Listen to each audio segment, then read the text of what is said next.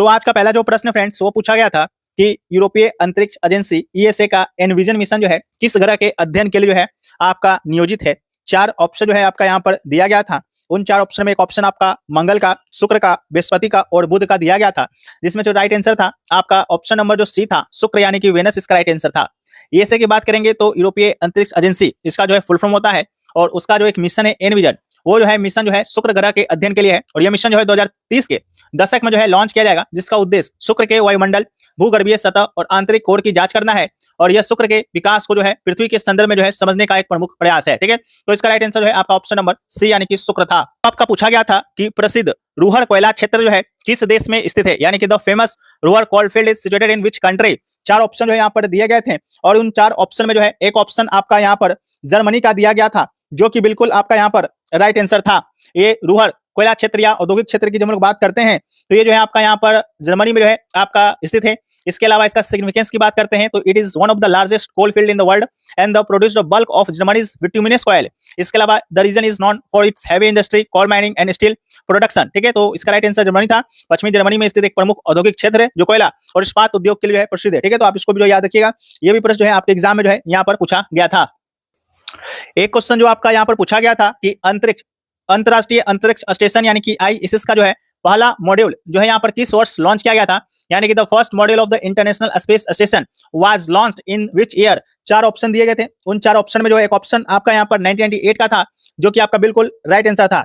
ISS का जो पहला हिस्सा जो है जारिया 20 नवंबर 1998 को जो है लॉन्च किया गया था और पहली चालक दल टीम जो है साल 2000 में जो है वहां पर आपका पहुंची थी।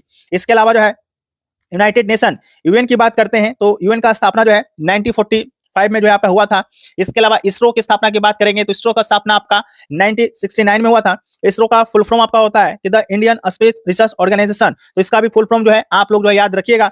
हो सकता है आने वाले दिनों में जो है आपका इसरो का पूछ दिया जाए। इसके अलावा जो है आपका यहाँ पर यूएन का जो है पूछ दिया जाए, क्योंकि आज जो है आपका इंटरनेशनल स्पेस स्टेशन के स्थापना दिवस के बारे में जो है आपका यहाँ पर जो है पूछा गया था। ठीक है, इसके अलावा जो बढ़ते हैं हम लोग नेक्स्ट क्वेश्चन की तरफ। तो नेक्स्ट क्वेश्चन है कि लोमस ऋषि गुफा जो बराबर गुफा का हिस्सा है वो आपका यहाँ पर किस राज्य में जो है स्थित है। तो लोमस ऋषि की जब हम लोग बात करते हैं तो इसका जो राइट आंसर है आपका यहाँ पर बिहार, इसका राइट आंसर हो जाएगा। बिहार के जहानाबाद जिला में जो है आपका यह गुफा जो है आपका स्थित है। इसके अलावा ये गुफा की बात करते हैं तो ये गुफा जो है आपका मौर्यकाल खासकर मौर्यकाल का जो आपका राजा था सम्राट अशोक और उसका जो पौत्र था दशरथ के दौरान जो है बनाई गई थी और ये जो है आपका आजीवक संप्रदाय के वृक्षों के लिए जो है समर्पित थी। और लोमस ऋषि गुफा का प्रवेश द्वार जो है लकड़ी की नक्काशी जैसा दिखता है, जो रॉक कट वास्तुकला का बेहतरीन उदाहरण है। ठीक है, तो आप लोग जो है इसको याद रखिएगा। इसके अलावा एक क्वेश्चन पूछा गया कि रजिया सुल्तान को जो है किस वर्ष दिल्ली सल्तनत के सिंहासन से जो है हटाया गया था, यानी in which year was Razia Sultan removed from the throne of the Delhi सल्तनत। 4 ऑप्शन जो है यहाँ पर दिए गए थे और इन 4 ऑप्शन में संभवतः एक ऑप्शन आपका यहाँ पर जो है 1240 एडी यानी कि 1240 ईस्वी का दिया गया होगा, जो कि आपका इसका राइट आंसर हो जाएगा। रजिया सुल्तान की बात करते हैं तो रजिया सुल्तान किसकी बेटी थी, तो इसका राइट आंसर जो होगा आपका इल्तुतमिश होगा। ये जो है आपका इल्तुतमिश की जो है बेटी थी और दिल्ली सल्तनत की पहली और एकमात्र महिला जो है मुस्लिम शासिका रही। इसके अलावा उससे जो है तुर्की अमीरों, जिसे कि चालीसा या चहलगानी कहा जाता है, जिसका स्थापना इल्तुतमिश नहीं किया था, उसके विद्रोह उन सब ने जो है विद्रोह करके जो है इसको हटाया था। इसके अलावा हरियाणा के कैथल के पास जो है उसकी हत्या कर दी गई थी और रजिया सुल्तान की जो समाधि है आपका यहाँ पर कैथल में ही स्थित है। इसके अलावा ये दिल्ली सल्तनत की सिंहासन पर बैठी कब थी, तो ये जो है आपका 1236 ईस्वी में जो है दिल्ली सल्तनत की गद्दी पर जो है आपका बैठी और 1240 तक जो है इसने जो है आपका यहाँ पर शासन किया। ठीक है, तो इसको आप याद रखेंगे। इसके अलावा क्वेश्चन था कि मानव मस्तिष्क का कौन सा भाग जो है मुख्य रूप से उल्टी वमन की क्रिया के लिए जिम्मेदार होता है, यानी which part of the human brain is primarily responsible for vomiting reflex. ठीक है, 4 ऑप्शन जो है यहाँ पर दिए गए थे। उन 4 ऑप्शन में जो है संभवतः एक ऑप्शन आपका यहाँ पर जो है मेडुला ओब्लांगा का दिया गया होगा, जो कि आपका बिल्कुल यहाँ पर राइट आंसर जो है आपका हो जाएगा। मानव मस्तिष्क का भाग की बात करेंगे मेडुला ओब्लांगा का, तो ये मुख्य रूप से जो है आपका यहाँ पर उल्टी और वमन की क्रिया के लिए जो है आपका यहाँ पर जो है जिम्मेदार रहता है। ठीक है, तो इसको भी जो है आप यहाँ पर याद रखेंगे। नेक्स्ट क्वेश्चन जो आपका यहाँ पर पूछा गया कि 1930 में जो है डिप्रेस्ड क्लास एसोसिएशन की स्थापना जो है आपका यहाँ पर किसने की थी। 4 ऑप्शन जो यहाँ पर दिया गया था और इन 4 ऑप्शन में एक ऑप्शन आपका डॉक्टर भीमराव अंबेडकर का दिया गया था, जो कि बिल्कुल राइट आंसर था। डॉक्टर भीमराव अंबेडकर के द्वारा जो है 1930 में दलितों के अधिकार के लिए जो है इसकी स्थापना जो है यहाँ पर किया गया था। तो आप इसको भी जो याद रखेंगे। इसके अलावा प्रमुख स्थापना दिवस की बात करते हैं, यानी कि प्रमुख संगठन की स्थापना की बात करते हैं, तो ये भी जो है हमारे बुक में दिया गया है, वहां से जाकर आप लोग पढ़ सकते हैं। इसके अलावा जो है आप लोग यहाँ पर ब्रह्म समाज का स्थापना कब हुआ, इसके अलावा जो है आत्मीय सभा का स्थापना जो है कब हुआ, इसके अलावा जो है आर्य समाज का स्थापना जो है कब हुआ, किसने किया, इन सब फैक्ट्स को आप लोग याद रखेंगे। जैसे कि ब्रह्म समाज की स्थापना की बात करेंगे तो 1828 ईस्वी में जो है राजा राम मोहन राय जी के द्वारा किया गया था। आत्मीय सभा का स्थापना जो है 1814 में 1814-15 में जो है राजा राम मोहन राय जी के द्वारा किया गया था। आर्य समाज का स्थापना जो है दयानंद सरस्वती जी के द्वारा जो है 1875 में किया गया था। ठीक है, तो इन सभी संगठन को जो है आप लोग यहाँ पर याद रखेंगे। आने वाले दिनों में जो है आपका एग्जाम में जो प्रश्न है आपका यहीं से देखने को मिलेगा। इसके अलावा नेक्स्ट क्वेश्चन है कि किस वर्ष की जनगणना में जो है जम्मू और कश्मीर राज्य को शामिल नहीं किया गया था।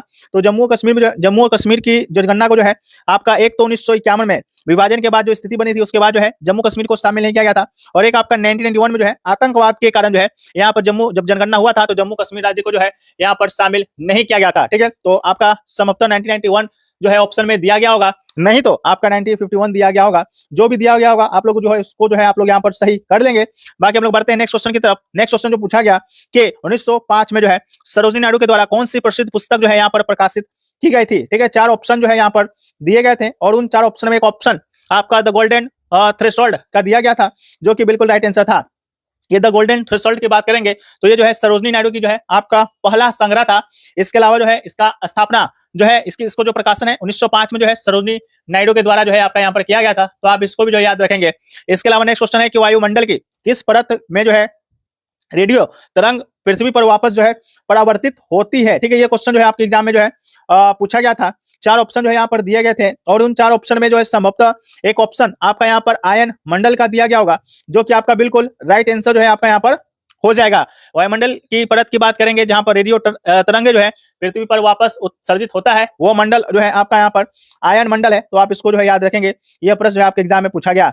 इसके अलावा नेक्स्ट क्वेश्चन है कि शुक्र ग्रह के अध्ययन के लिए जो है शुरू किया गया एनविजन कार्यक्रम जो है किस अंतरिक्ष एजेंसी का है, तो राइट आंसर जो है यूरोपीय यूनियन का था, जो कि आपका हो चुका है।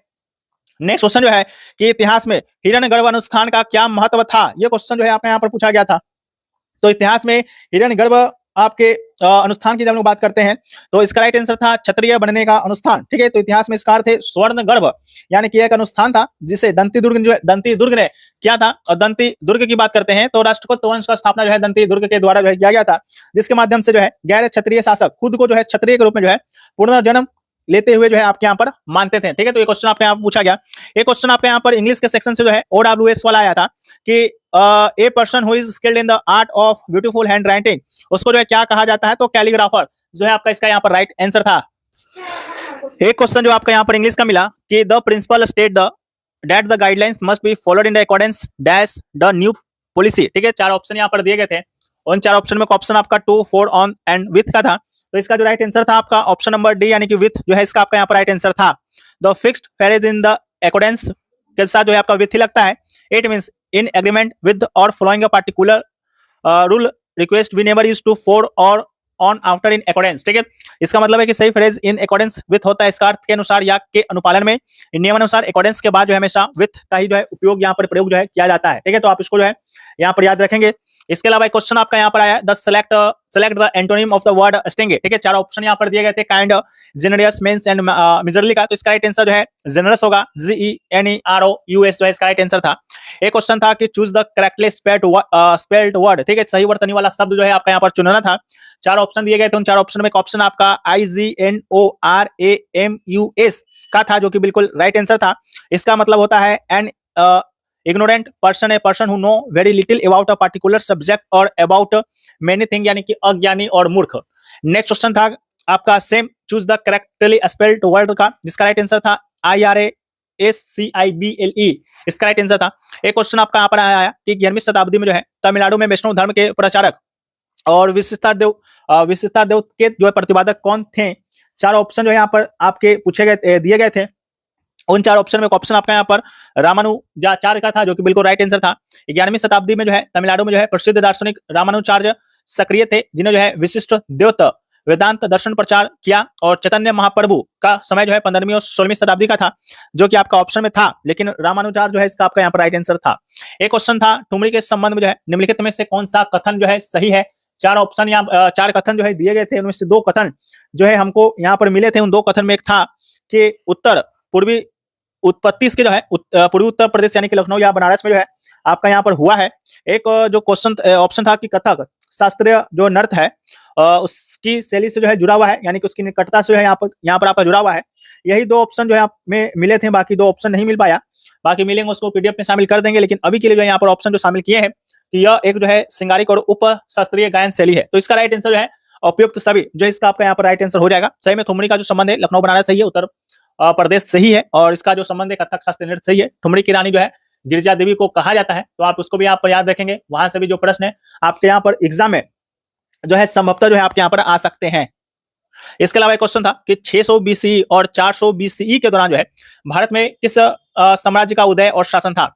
चार ऑप्शन यहाँ पर दिए गए थे। उन चार ऑप्शन में एक ऑप्शन आपका यहाँ पर मगध साम्राज्य का था, जो कि बिल्कुल राइट आंसर था। मगध साम्राज्य का जो टाइमलाइन था वो 6ठी से 5वीं शताब्दी ईसा पूर्व तक का ही था, और इसका जो शासक हुआ मगध साम्राज्य पे जो प्रथम जो वंश आया, हर्यक वंश आया, जिसका स्थापना जो है बिंबिसार के द्वारा जो है किया गया था। ठीक है, तो इसको भी आप याद रखेंगे।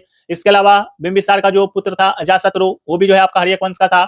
इसके अलावा मगध पर शासन करने वाले आपके वंशों की जब लोग बात करते हैं तो हर्यक वंश हो गया, और सबसे जो प्रमुख और आपके एग्जाम के लिए जो है वो आपका यहाँ पर मौर्य वंश, जो कि आपका चंद्रगुप्त मौर्य के द्वारा जो है आपका यहाँ पर स्थापित किया गया था, जिसके प्रमुख राजा में जो है आप यहाँ पर सम्राट अशोक को जो है पढ़ सकते हैं। इसके अलावा जो है सम्राट अशोक के बाद जो है वृद्धत हो गया, इसके अलावा जो है दशरथ हो गया, उसका जो पौत्र था। ठीक है, तो ये सभी जो है आपका यहाँ पर मौर्य वंश का ही शासक था, और मौर्य वंश का जो आपका जो यहाँ पर जगह था वो आपका मगध साम्राज्य का ही क्षेत्र था। और मगध साम्राज्य जो है उस मौर्य वंश के दौरान जो है बहुत ही शक्तिशाली था, और एक तरह से कह सकते हैं कि पूरे जो उस समय राजवंश था उस पर जो प्रभुत्व था वो आपका यहाँ पर मगध राजवंश का ही था। तो आप इसको जो है याद रखिएगा। इसके अलावा जो इसका स्थान की बात करेंगे, लोकेशन की बात करेंगे, तो बिहार, उत्तर पूर्वी भारत, राजगीर पाटलिपुत्र जो है इसका आपका यहाँ पर राजधानी जो है हुआ करता था। ठीक है, तो आप इसको भी जो है यहाँ पर याद रखेंगे। ये भी प्रश्न जो है आपका यहाँ पर एग्जाम में जो है पूछा गया था। इसके अलावा जो है और भी बहुत सारे क्वेश्चन जो है हमें मिले हैं, लेकिन एग्जैक्ट जो क्वेश्चन क्या उससे पूछा गया था वो तो हमें नहीं मिल पाया है। इसके अलावा एक क्वेश्चन आपका में भी शायद आपका यहाँ पर जीएस में था या रीजनिंग में था, उसको एक बार आप लोग कंफर्म कर दीजिएगा। नवरात्रि जो है दिया गया था, और उसके आगे का जो है आपसे पूछा था उसका राइट आंसर क्या होता है। उसके ऑप्शन में जो है आपका यहाँ पर एक मारवाड़ दिया गया था, एक आपका जो है बुंदेलखंड दिया गया था। तो ये दो ऑप्शन जो दिया गया था ये तो नहीं होगा। ठीक है, क्योंकि जो नवरात्रि है वो आपका यहाँ पर गुजरात में मनाया जाता है, और गुजरात के कच्छ में कह सकते हैं वहां पर मनाया जाता है। तो मे भी कच्छ होगा, तो उसका राइट आंसर जो है आपका वह हो जाएगा। ठीक है, तो उसको एक बार आप लोग देखिएगा।